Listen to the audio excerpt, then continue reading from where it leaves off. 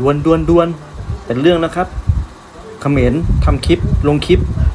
กำลังขนถ่ายน้ำมันทางเรือ โดยที่เรือข้างๆติดธงชาติไทยไม่รู้ไอ้ม่วงตัวไหน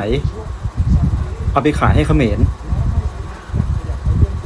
ไปดูคลิปแล้วก็พิจารณาด้วยว่าของจริงหรือเปล่าเฮ้ยตอนเติมน้ำพักเราเป็นไง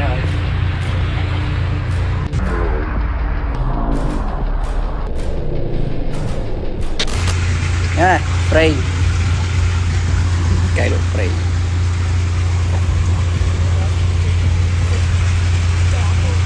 สุดเลยตีเปื้อนเตี้ยโซ่หลอดได้จะโยมอ่ะตีโยมเอาไอ้ที่rồiไก่ลูกมาสุด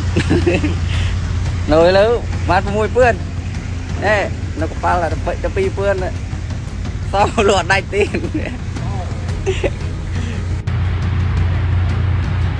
ô đâu ơi chụp năm ơi còn chụp năm phát ra bên này